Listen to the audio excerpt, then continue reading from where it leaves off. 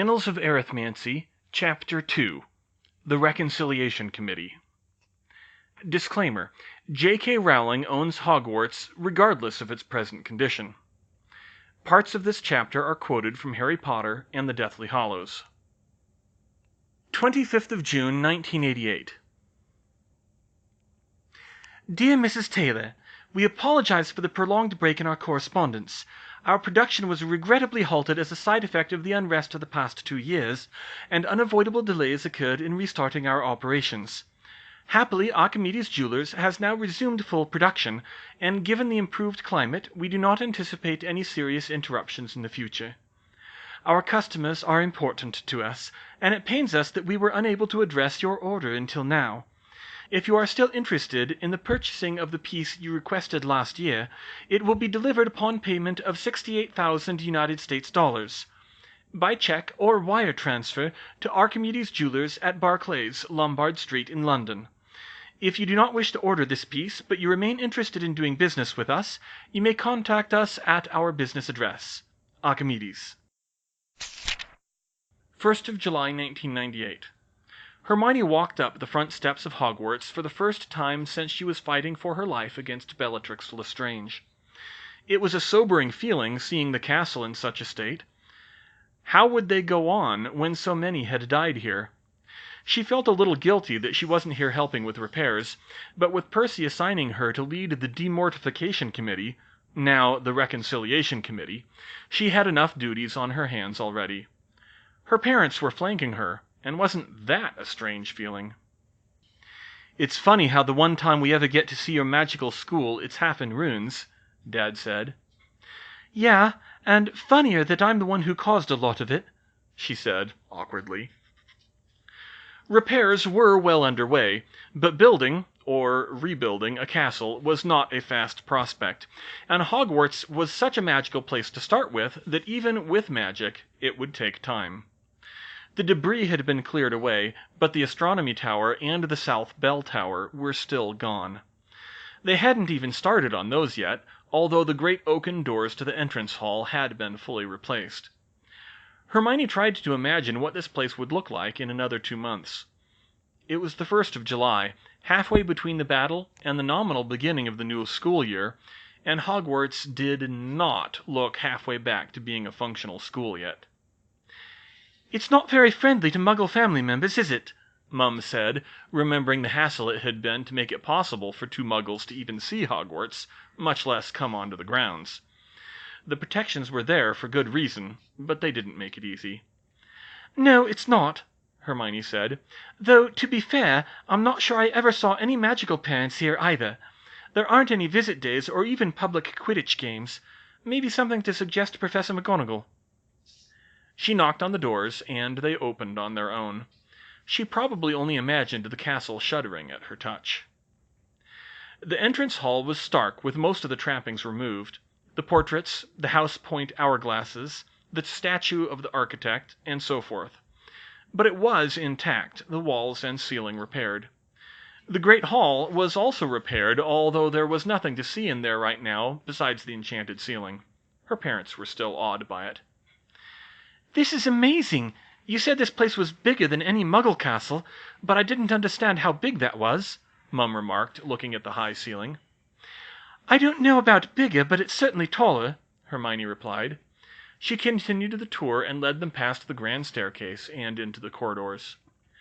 Mum and Dad frowned as they saw more signs of the battle here, craters and scorch marks in the stonework. At last they came to the north corridor. This part of the castle was still in bad shape.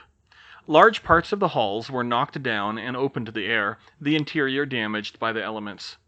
Several professors and other volunteers were there, working on rebuilding the wall. The castle was healing, but slowly. "Goodness," Dad said softly. "Magic did all that?" "All that and more," Hermione answered. "Pretty much tore off the whole side of the building and demolished the hospital wing, not to mention the astronomy tower." Their presence was noticed at once. The group turned to look at them. A couple of the volunteers gawked at the 2 obvious Muggles, but the others waved encouragingly, and Minerva McGonagall approached them at once. "Good morning, Professor Granger," McGonagall said with a smile, shaking her hand formally. Hermione sighed. She should have seen that coming. McGonagall was one of the people who'd recommended her for that degree. "Good morning to you, too, Headmistress McGonagall. And I really don't need the title. It'll only confuse things. You've met my parents, of course, although a lot has happened since then." "It has indeed," McGonagall said as she shook Mum and Dad's hands. "This was far bigger than any one of us, but for what it's worth, you have my sincere apologies for everything that has happened since your daughter entered our world. Still, I couldn't be prouder of the way she rose to the challenge." "Thank you, Professor, that means a lot to us," Dad said. "Not that we wouldn't have picked up and taken her to Australia 7 years ago if we'd known this was coming." She winced slightly. "And I wouldn't have blamed you if you had. I'm glad you felt confident enough to come today." "Mostly, we trust Hermione to keep us safe," Mum corrected. To her credit, McGonagall didn't react to that, knowing what Hermione could do. But with the war over, Hogwarts was safer than it had ever been when Hermione was a student there, so things were much calmer now. "So you will be returning as a student this autumn, Miss Granger?" McGonagall asked. She looked to either side at her Mum and Dad. "Yes," she said. "I still want to finish my newts here. I know I don't need to, but it's the principle of the thing. I want to finish what I started.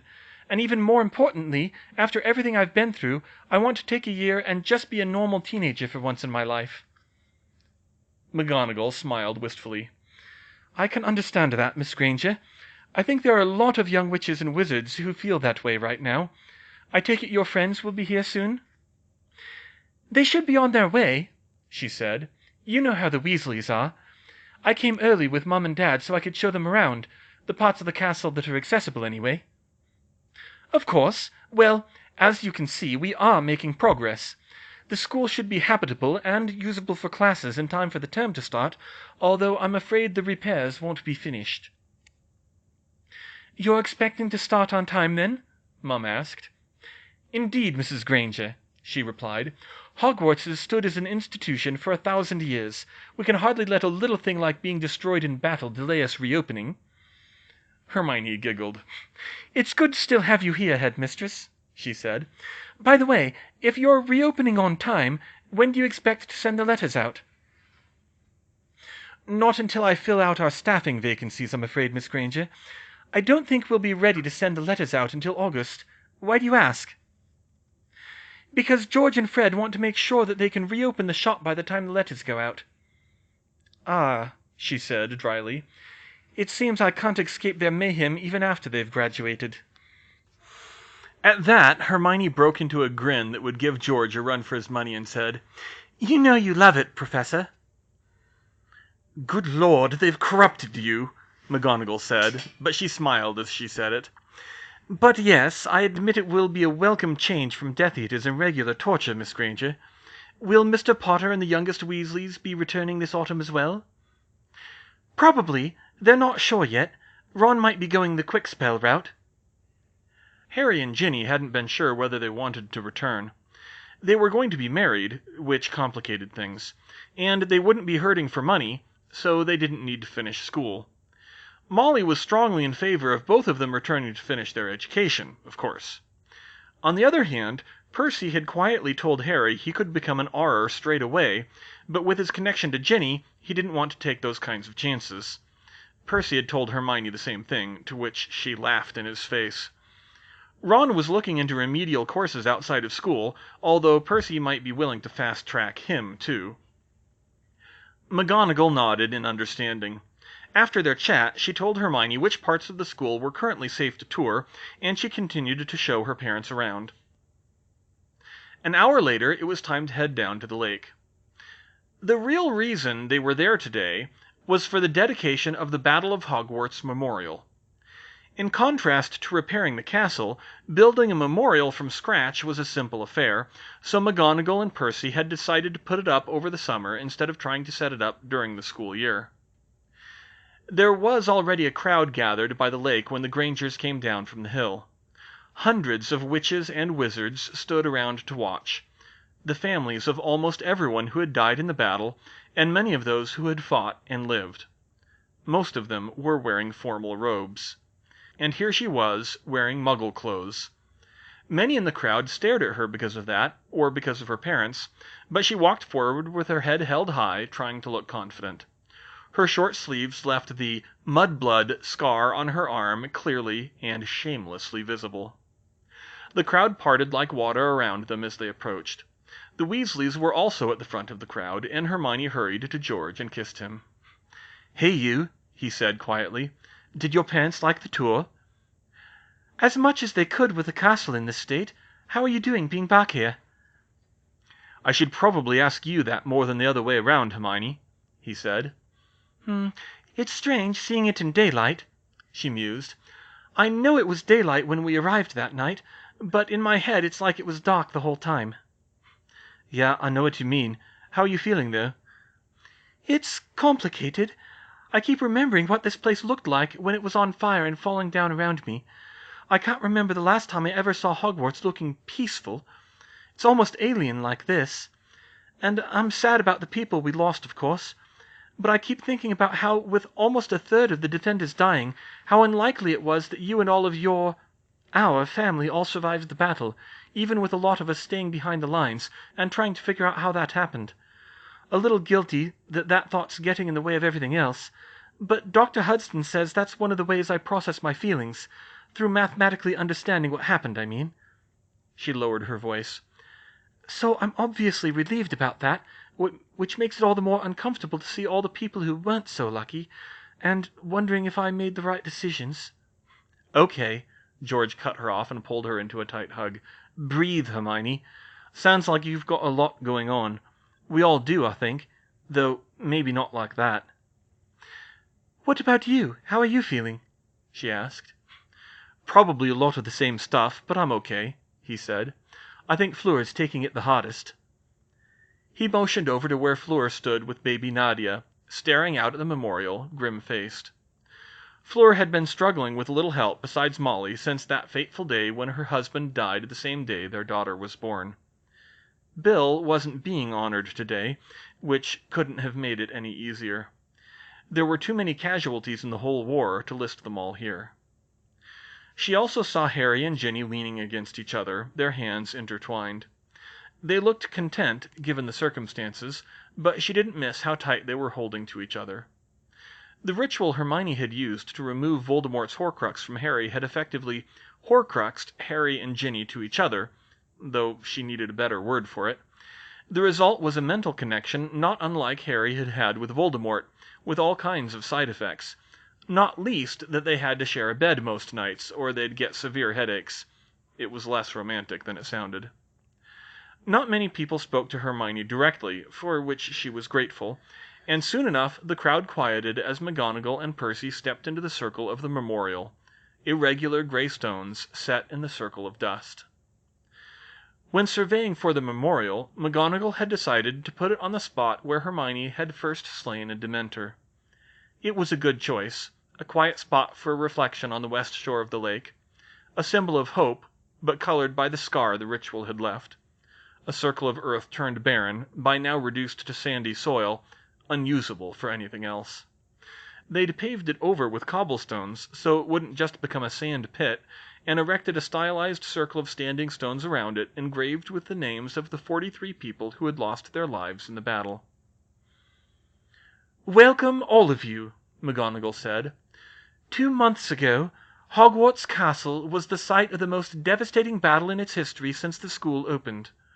The school that was supposed to be a place of refuge and learning for the children of Britain became a place of terror and slaughter at the hands of a madman. Lord Voldemort came to Hogwarts seeking his ultimate victory, the destruction of his greatest enemy." She glanced at Harry. "Instead, he met his end at the hands of one whom he had dismissed." A glance at Hermione now. Not exactly true, but Voldemort certainly had no conception of the magics she was bringing to bear against him. "But the cost of that victory was high. 43 of Hogwarts' defenders lost their lives that night, many of them students, even children, but also teachers, house elves, and many brave citizens who took matters into their own hands to protect the school and the country they loved. The enemy brought all of their forces to bear to destroy Hogwarts, but we repelled them. The damage to Hogwarts will not heal easily, physically or emotionally, but we prevailed. And a day later on this very spot we witnessed a miracle that kept that 43 from becoming 44. And so, in remembrance of those who were lost, we have come back to this place to dedicate a monument to their memory." Hermione didn't fully register all of McGonagall's speech. She pointed out particular acts of valor by select members of the Fallen, and waxed poetic about the cause they fought for. Then Percy spoke. She knew this speech better, since he'd been practicing it all week. He didn't feel that he deserved the post he now held, he said, but he had stepped up to do his duty to Britain, just like those who had not been affiliated with Hogwarts, but had come to fight anyway. And, while the memorial could not contain the names of all those who had died in the war, there were others who deserved equal recognition. Like Mad-Eye Moody. Like Oliver Wood. Like Bill. They finished by reading the names on the memorial. There were a lot of tears as people came forward to pay their respects, and the whole thing left Hermione feeling emotionally exhausted, but at the end it felt like progress had been made. 9th of July, 1998. "We should kill them." "Take it easy, Zabini," Hermione said. "This step shouldn't be taken lightly. We have to examine the individual cases." "Does it matter?" Zabini insisted. "These are the worst of the worst. Just kill them and have done with it." "That's almost word for word what Aberforth Dumbledore said. There's a reason I kept him off the committee. If we make a recommendation like that, we need to back it up." The latest meeting of the Reconciliation Committee was the most contentious yet. It had taken them a long time to even get to the question of what to do with the worst offenders. There were plenty of easier trials to satisfy the public in the meantime, and a lot of repairs to do. Now that they'd begun discussing it, things weren't much better. "Are we seriously considering this?" Cresswell said. "There hasn't been an execution in Muggle Britain for over 30 years, and Magical Britain for longer. I don't condone starting them again." "I thought execution for treason was still on the books in the Muggle world," Hestia said. "Shouldn't that apply here?" "It was," Hermione corrected, "and also for piracy. Ironically, they abolished it in May." "To conform to international law," Cresswell insisted. "They didn't do it on a whim." Neville cleared his throat. "I'm not taking a side, yet," he said, "but we aren't bound by Muggle law here. The Queen, yes, sort of, but not Muggle law. We can make our own decision."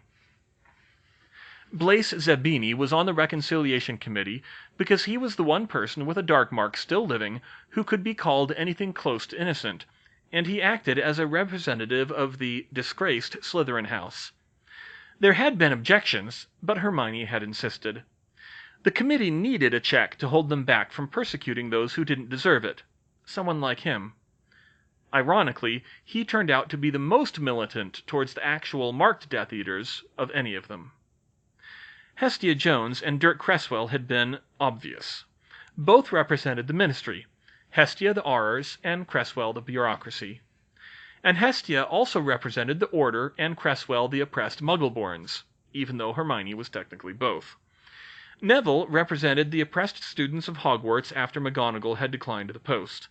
Harry had also declined, saying he didn't have the background for the legal stuff. At least, they'd finally fixed the name. Hermione had never liked the Demortification Committee. She got the new name from the South African Truth and Reconciliation Commission. She should have thought to look into that earlier. They had an interesting philosophy about restorative justice over retributive justice, which she thought might be helpful. In her defense, she'd been focused on denazification because Voldemort's puppet regime might as well have been intentionally modeled on Nazi Germany, and many of them absolutely deserved retribution. "Look, you complain about how Muggleborns coming into our world call us barbaric," Cresswell said. "This is one of the reasons." "I'd say it's a lot more complicated than that, Cresswell," Hermione started. "So you're saying the Death Eaters don't deserve to die for what they've done?" Hestia snapped. "Maybe they do," Cresswell said. "I'm saying it's not our place to say. Most of the Muggle world agrees capital punishment does more harm to society than—" "Most of," Zabini interrupted. "The Muggles don't even agree among themselves." "Okay," Hermione stopped him. "One thing at a time now. Healer Smethwick, what's your opinion?" Hippocrates Smethwick leaned forward. "As a healer, I'm obviously very reluctant to invoke execution. I'm not categorically opposed, but we need to be extraordinarily careful in how we apply it." The Reconciliation Committee was to be a committee of 7, and with large segments of society already represented, Hermione decided the last 2 members of the committee should be prominent and trusted members of the community not affiliated with the Order or the Ministry. Emphasis on trusted, since a lot of those kinds of people were either imperious or enablers. Barnabas Cuff of the Daily Prophet, for example, was a no-go. She had asked Mr. Ollivander, but he recused himself, not wanting to appear biased. St. Mungo's had not been seriously interfered with by the Death Eaters, however, and Healer Smethwick was judged a good fit for the committee. The last member was a surprise even to Hermione. She was one of the last people she'd expected, and not someone she automatically classed as prominent. But she was someone everyone knew and most people had good things to say about. Madame Rosmerta from the Three Broomsticks. Hermione had been baffled by the suggestion at first, but on further consideration, if there was anyone she trusted to have their finger on the pulse of the community without having an ulterior motive, especially a small community like Wizarding Britain, it was a pub owner. Plus, her inclusion balanced a Hogsmeade resident against Smithwick, a Londoner. At the unspoken question, Rosmerta gave her own answer. "Personally, I see a lot of people on this list who deserve to die. And we didn't execute anyone after the last war. Maybe this time around we should show we're really serious." "Last time we let a lot of powerful people get off," Cresswell objected. "That's not happening this time." And so it went. They spent quite a bit of time debating about the death penalty itself and what crimes warranted it. For her part, Hermione wanted to use the standards set in the Nuremberg trials. At Nuremberg, the specific charges were crimes against peace, war of aggression, war crimes, and crimes against humanity. And it was the high-ranking leaders who were executed, the organizers of the final solution, which was a different perspective.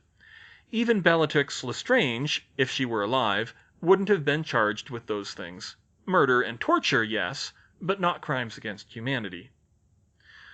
Ultimately, they didn't exactly resolve the question. Cresswell sounded like an absolutist on the issue, and he would have to be, Hermione thought, to stand firm after his captivity in Malfoy Manor. And Healer Smethwick nearly derailed the whole committee when he said, "I move that any recommendation for execution by the committee must be unanimous." But that very vote actually settled things enough for them to move forward and discuss the individual cases. Avery, Bulstrode, Gibbon, Goyle, Knott, Osbert, Pyrites, Rosier, Rowell, Elizabeth Runecorn, Selwyn, and Travers," Hermione said. "Does anyone want to open discussion about any of them?" Zabini opened his mouth. "Anyone besides Zabini?" she clarified. He scowled. "I was going to say you don't need to go after Theo, Greg, Millie, or Liz. Not trying to be self-serving or anything. They really didn't do all that much." "I can agree with that," Neville said. "They fought against us when we took the school, but that's it. If they'd had time to graduate, it would have been different." "Fine. Any objection there?" Hermione asked. No one spoke, and she crossed them off the list. "The Azkaban escapees," Hestia raised. "Travers for sure. More if you want to count the revolving door the place became after the war officially started. 2 years ago we would have given them the Dementor's kiss." "That's a valid point," Hermione agreed. "Personally, I don't think merely escaping from Azkaban alone is sufficient to warrant extraordinary measures, but it's worth discussing. Although the Dementor's kiss is now moot, of course." "Give it to him anyway," Zabini suggested. Hermione shot him a glare so fierce that he flinched back. She was not allowing the committee to go there. This was a tougher call. The unforgivable curses had been punishable by life in Azkaban, not death. The wizarding world hadn't been fond of the death penalty either. The Dementor's kiss had been prescribed for Azkaban escapees, but that was a public safety measure, dispatching criminals who couldn't be contained by other means. However, most of the committee agreed with her that death should be reserved for those whose crimes went above and beyond the unforgivable curses, in keeping with the earlier standards, so Hestia's motion was dismissed. That dealt with the largest segment of the marked Death Eaters. The remaining cases were the true organizers of the Muggle-born oppression, the Ministry people, Umbridge, Albert Runcorn, Yaxley, and McNair, plus the other people who had tortured and murdered from a position of legal power in Hogwarts, Electo Carrow and Barty Crouch Jr., although Crouch was still on the run. "McNair was a bit player," Zabini said. "He never had any real power in the Ministry, if we're playing that game." "Fair, and Umbridge is still in St. Mungo's," Hermione said. "They never figured out what you did to her?" Neville said worriedly. "Dude, did you see what she looks like now?" Zabini demanded. "No, but it was just wand spells, right? Can't they fix it?" Hermione shook her head. "It was, but apparently one of the spells I used doesn't play nice with Skelgro, and it made it worse. I'm not sure I could reverse it now." Healer Smethwick grimaced at the image. "The point is, Umbridge can't be moved from St. Mungo's, so there's not much point. Runcorn and Yaxley are the ones I care about." "Runcorn wasn't a Death Eater," Zabini pointed out. "He was an organizer. He shared their beliefs. He worked towards the same goals, rounding up the Muggle-borns and having them imprisoned or kissed. He deserves the same treatment as far as I'm concerned." "There's another concern, Professor Granger," Smethwick said. "I understand that you placed both Runcorn and Yaxley in comas and relocated them early in the process. They didn't have time to do much besides the organizing." "Does it matter that much?" Neville asked. "They definitely would have kept doing it." Madame Rosmerta nodded. "Yeah, why should we let them off easy just because they got caught sooner?" "No, I'm actually with Healer Smethwick on this one," Hermione said. "We can't go after them for what they were going to do. We're already bending ex post facto a little. We at least have to judge them on what they actually did." "Definitely," Hestia agreed. "We have to do this by the book, but the organizing part ought to be enough." Hermione made a note of those names in her records. "Okay, and what about Electo Carrow?" she asked. There was a pause, and then Neville's face hardened. "Okay, I'm taking a side now," he said. "She was torturing 11-year-old kids for months and calling it teaching. I say kill her." "Kill her," Zabini agreed. It didn't take long then. They needed only a brief overview of her crimes before they held the vote. Even Healer Smethwick was swayed. Hermione was worried about Cresswell, but when the vote came out, it was 6 in favor of execution and 1 abstention. The motion was carried. The vote was the same for Barty Crouch Jr. If he were brought in alive, the committee would again recommend execution. It took a little longer to go over the evidence for Yaxley, but ultimately Hermione's view won out. The vote was again 6-0 with 1 abstention. However, for Runcorn, as he wasn't a Death Eater, they were ultimately split 5-2. Barring exceptional circumstances, he would be spared. Then there was the matter of the method. Hestia suggested throwing the condemned through the Veil of Death in the Department of Mysteries, but even if that was truly what that artifact was, and Hermione wasn't sure she wanted to take that chance, she didn't like keeping the executions totally secret. Rosmerta suggested a death by killing curse, but that raised obvious ethical issues. Zabini said to burn them at the stake, and was shouted down by everyone. Hermione had a much simpler solution: the indignity of being dispatched the Muggle way, the way Muggle government had done it before the death penalty was abolished. Luckily, the committee liked that, and Hermione gave their ruling to the Wizengamot the next day. "The Reconciliation Committee recommends," she announced, "that for their crimes against humanity, Electo Carrow and Corbin Yaxley shall be hanged by the neck until dead." 13th of July, 1998. "How do you feel about making that recommendation?" Dr. Hudson asked. "You mean, do I feel guilty about it? No, not really. I knew the Wizengamot would probably do whatever we said, but it was ultimately their call, not mine.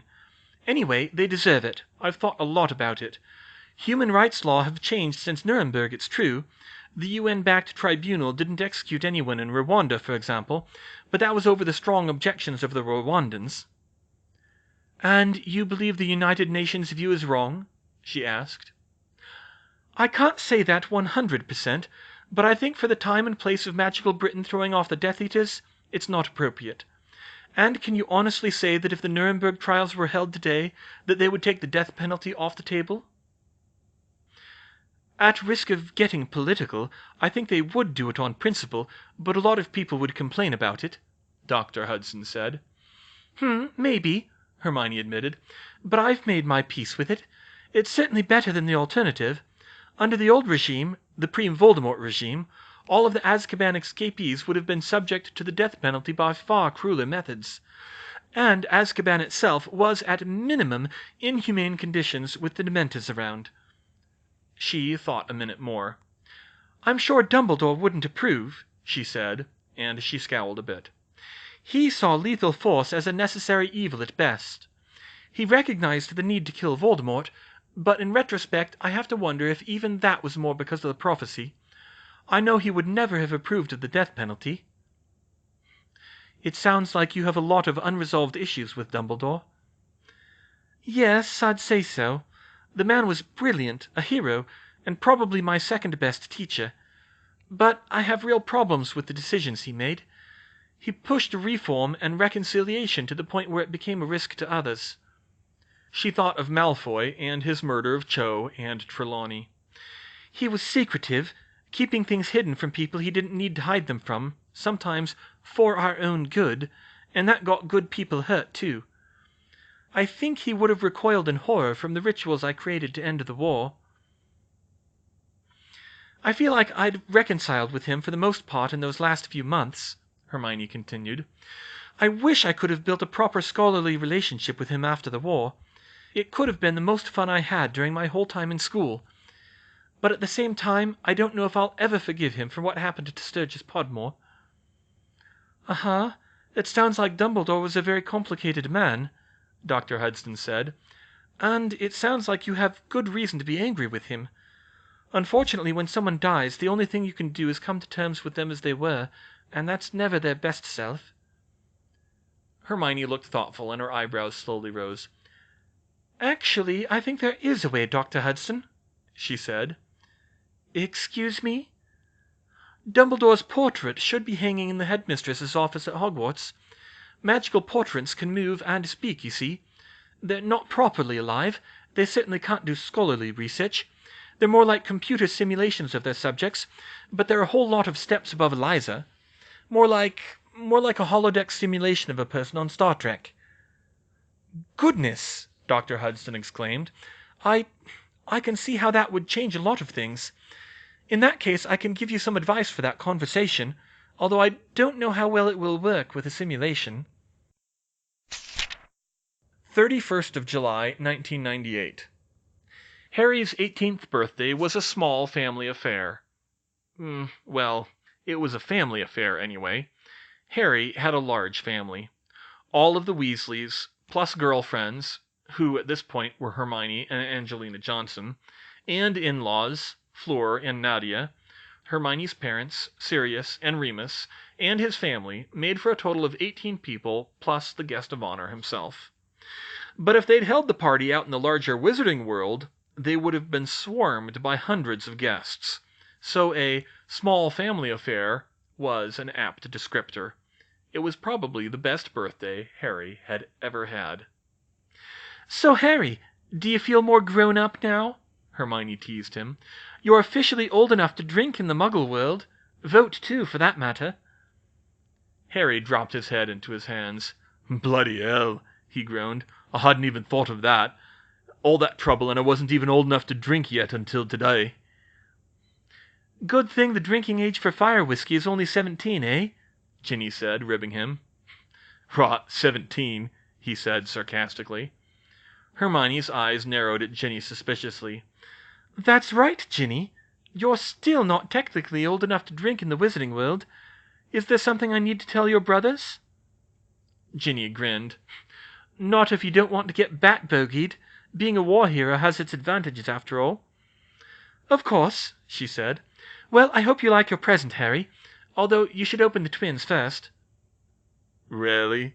Harry said suspiciously. No prank, George said. We wouldn't do that on your birthday, Fred agreed. Well, not only that. Harry was still wary as he opened their gift, especially given the large size of the box. But he was surprised by what he found. It's a record player. You got me a record player? Well, you're going to be moving into your own place in the near future, Hermione said, and there aren't any CD players or Walkmans in the magical world. We thought you might like to have something like this. Oh, that's actually a really good idea, he said. Not something I would have thought of. He looked at Hermione. So I'm guessing you got me some Mozart to play on it? Of course not, Harry. She handed him a large square package. I got you classic rock. He stared at her. Classic rock? He said incredulously. Hey, I'm not completely uncultured, she said. Then, after a pause, and I asked Sirius for advice. Harry laughed. Thanks, Hermione. Hermione backed up while Harry continued opening gifts, and found herself sitting by the young mothers of the family. Should have asked me for advice on the music, Hermione, Tonks said. I could have given you a few ideas. I said classic rock, Tonks, Hermione said. Not that noise you call heavy metal. Oi! She protested, while Fleur laughed. Tonks, who still went by Tonks for first and last name, despite legally being Nymphadora Lupin, flashed her hair red in anger. The baby she was holding changed his hair from bright blue to red to match. Don't you start, Fleur, she said. It's bad enough I have to take that from Remus. She looked down at her baby. How did we wind up in a family that can't appreciate Iron Maiden, Sasha? She asked. Sasha just cooed at her. Hermione laughed and reached a finger in to tickle his tummy. Look on the bright side, she said. Sasha will probably grow up to be more cultured than any of us, with you two for parents. Sasha's hair suddenly turned brown and curly when he saw her. Traitor, Tonks said. She laughed again and gazed back at Harry and Ginny and the rest of the party. It all seemed so normal. Sometimes part of her still couldn't believe it was real.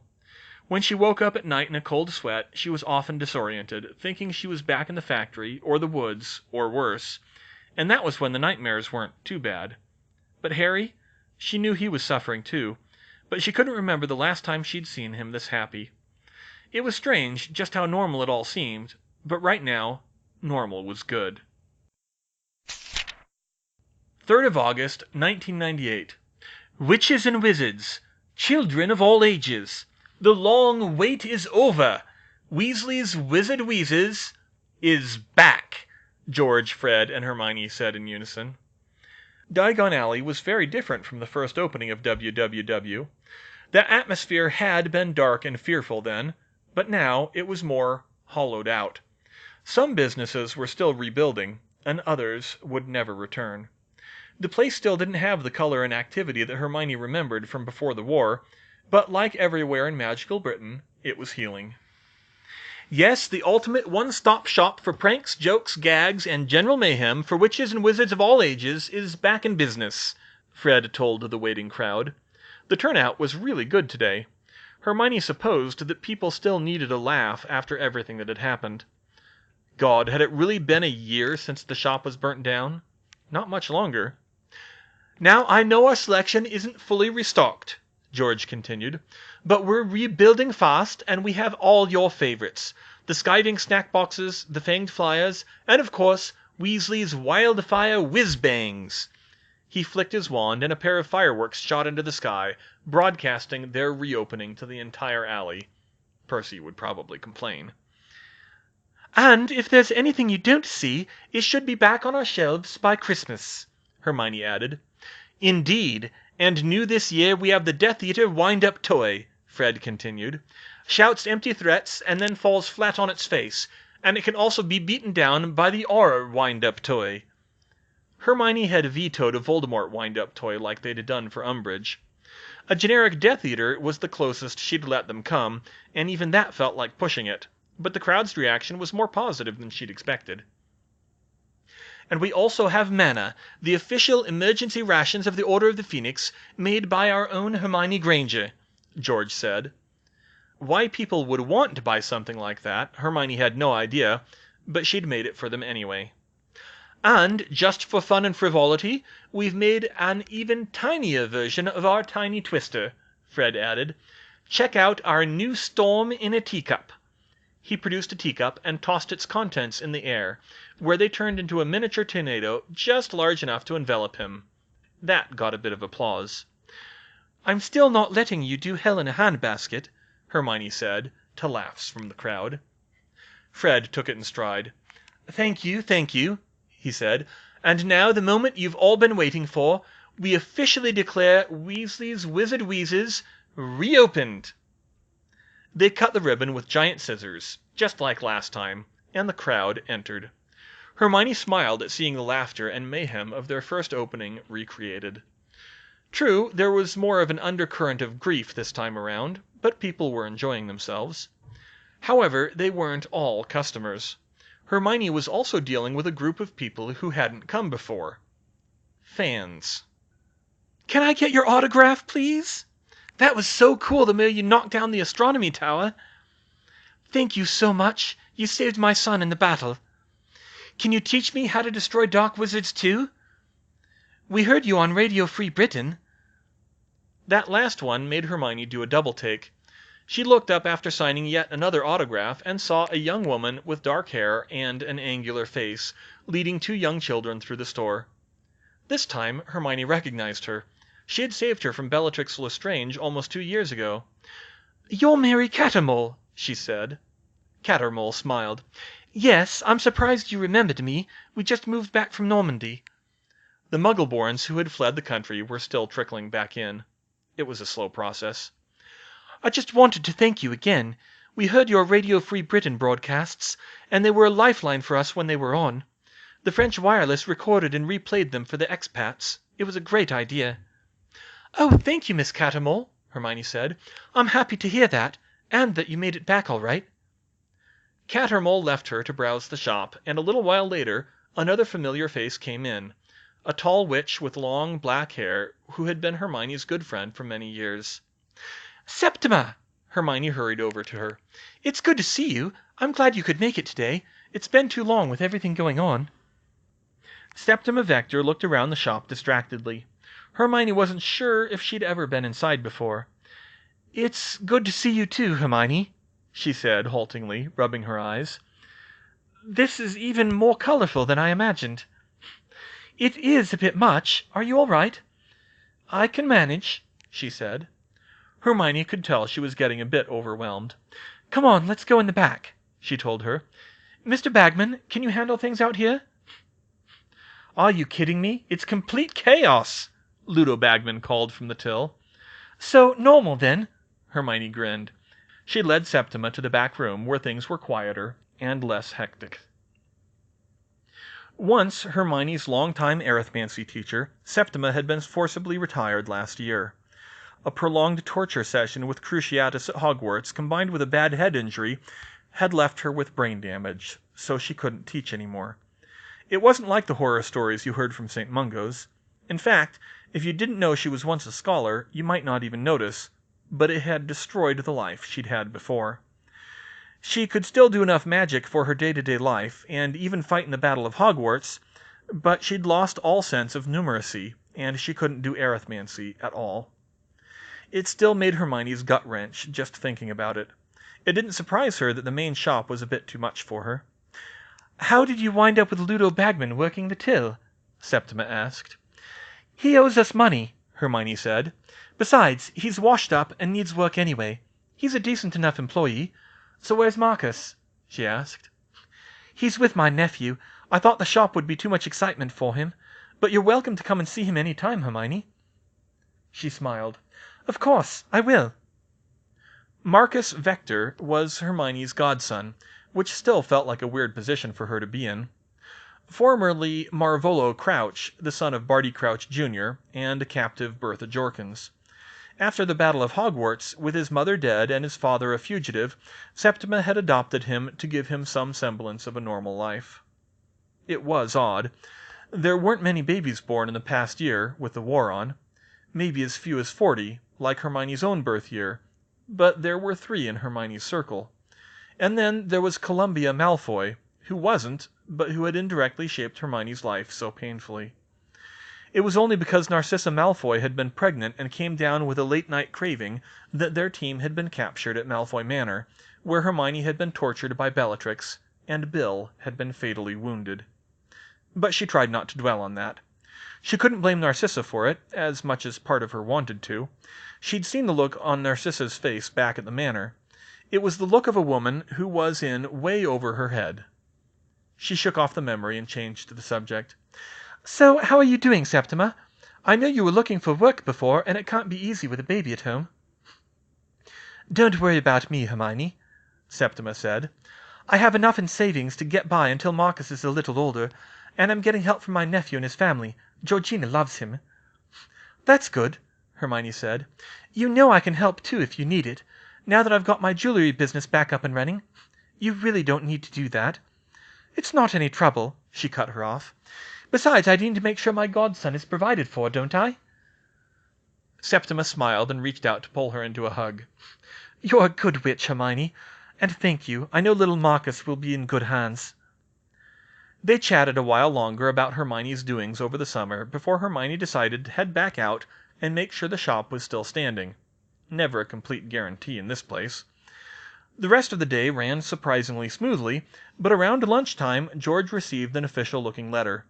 He stared in surprise when he took it from the owl. "George, what is it?" Hermione asked. "I think it's my Newt results." "Oh, well, let's see how you did then. Come on," she said excitedly. George chuckled as he opened the envelope. Last year's owl and Newt students had been allowed to sit their exams at the ministry over the summer. Most of the classes were still competently taught to the students who actually showed up, right up until the battle, so many of them took up the offer. George had sat his Newts too, since he hadn't had the opportunity before.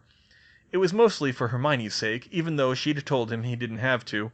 But he'd insisted, saying he wanted to be better than a school dropout for her, even if it was for a good reason at the time, and it was all very sweet.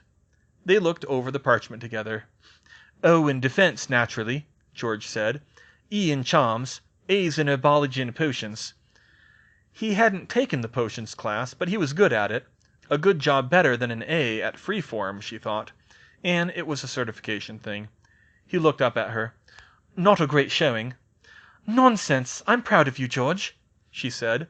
"For being out of school 2 years, that was a perfectly good showing, and just finishing was more than you needed to do for me."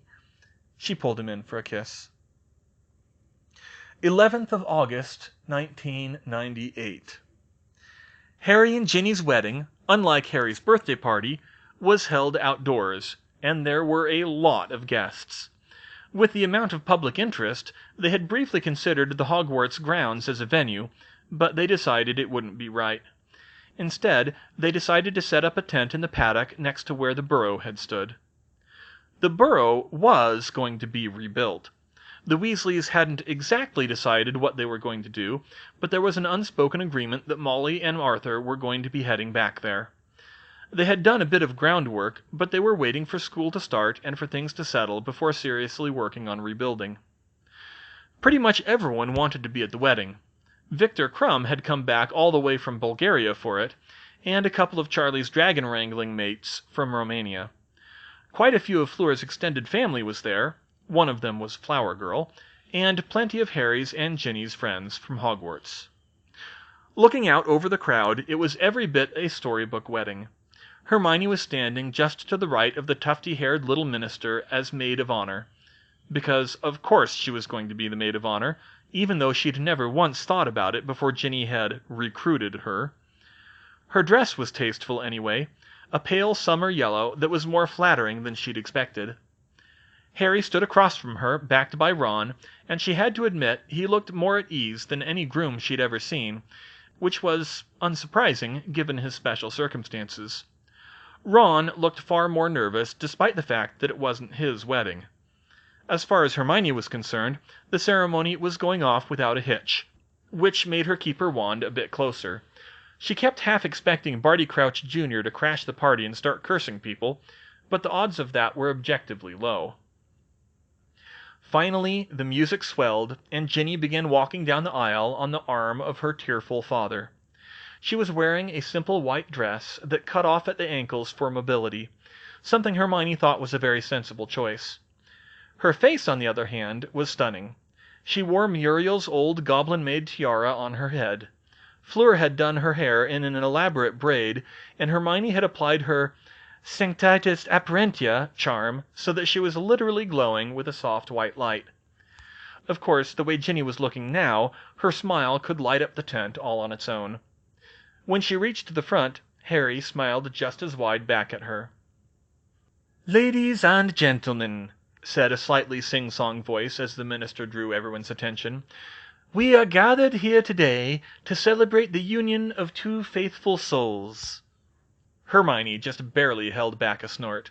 She'd unified Harry's and Ginny's souls months ago in a far more literal sense than the minister could imagine, and that had been almost completely by accident. The ceremony itself was short. While Muggle churches would sometimes insert a homily, Harry and Ginny had only a prayer and a traditional scripture reading before the exchange of vows. "Do you, Harry James, take Ginevra Molly to be your lawfully wedded wife?" Hermione could hear Molly sobbing behind her. She knew she considered Harry to be as good as a son already, not to mention Ginny being her only daughter. It still felt uncomfortable hearing it after all the tears that had been shed in the war. A quick glance at the other bridesmaids, Luna, Fleur, and Angelina, showed that they were at least keeping it together. Once they had exchanged vows, the minister said, "Please present the rings." And Ginny turned and took Harry's ring from Hermione. She had engraved the rings herself, since she was a professional jeweler, after a fashion. Harry's was a gold band engraved with an intricate fractal pattern charmed to resist wear, encircling the words, "Love is as strong as death, and passion as fierce as the grave." And of course a Greek numeral Kappa Zeta for the 27th piece produced by Lady Archimedes. She had a reputation to uphold after all. Ginny's was Kappa Eta. "Then I declare you bonded for life." The tufty-haired wizard waved his wand high over the heads of Ginny and Harry, and a shower of silver stars fell upon them, spiraling around their now entwined figures. As Fred and George led a round of applause, the golden balloons overhead burst. Birds of paradise and tiny golden bells flew and floated out of them, adding their songs and chimes to the din. Seeing their passionate kiss, Hermione wasn't sure if Harry and Ginny even noticed, but she was happy for them either way. She caught George's eye, and he winked at her. "Next summer," she thought.